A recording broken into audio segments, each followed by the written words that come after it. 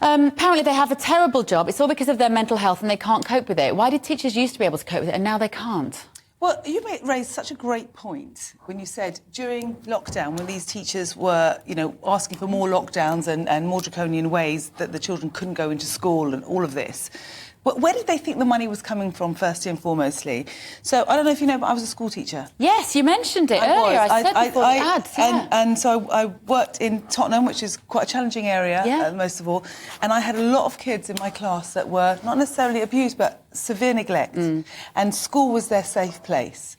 I wouldn't be striking now if I was a teacher, because I knew too many of those kids needed somewhere to come into. I couldn't do it. And the way that the unions behaved during lockdown, I will never forgive them for what they did to our children. They could have insisted that teachers went in. They could have done that. Do you sympathise, though, when you hear OK, let me just play devil's advocate. The lady who I was interviewing just before, who was saying that they don't have the resources in the classroom, they don't have the teaching assistants, they don't have the help for so many more kids with learning needs now than we've ever had before, and the disruption, and that actually they need to make a statement, not just for their pay, but for the sake of all the children's education. I understand that, and I agree with it. I'm not a teacher anymore. It was too hard. Yeah. Bev, it was too hard. My whole life was...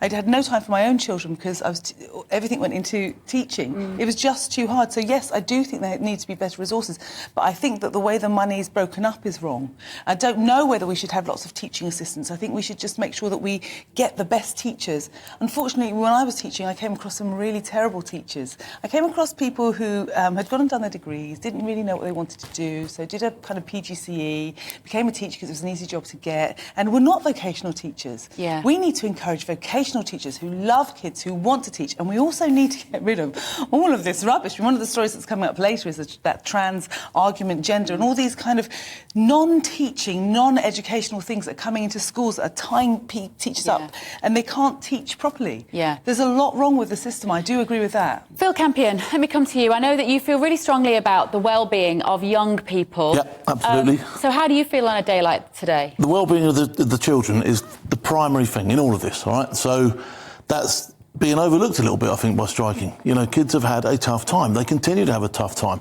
And as, was alluded to there, this is a safe space for some kids. This is a space where they can actually go and do something and feel like they're achieving and feel wanted. Yeah. I don't think they've taken into consideration that. Look, teachers get more time off than John Wayne's safety catch. We know that. Do you know what I mean? They really do, OK? And so, you have your teacher training days. Why don't you spend some of those days constructively looking about how you can change the situation? 170 days a year holiday. Absolutely, absolutely. So much time off, do you know what I mean? Use some of that time off, but have a few more teacher training days in that time off and see where you can make the changes. You're there because you're supposed to be resourceful people. Well, take some of that resourcefulness and start looking at how you can improve the situation. Don't just sit back and whinge and stamp your feet. I'm not coming in today. That ain't right, is it? No. We know that. No, I don't think it is. I mean, I sympathise with them. As we know, it is a valuable job. It is the most important job. All of us would agree on that. Absolutely. Right? Yeah. And yet there's something wrong with the mentality, it seems, of the people who are going into teaching now. Some of the teachers it's just me, me, me. What about me? What about your kids? I mean, worse than the strike itself as well were these ones that are taking their children to stand on the picket line with them. Yeah. What's that teaching them? Well, some might say it's teaching them, people power. No, it's not teaching them that at all. In my view, in my opinion. It's teaching you to stamp your feet until you get what you want.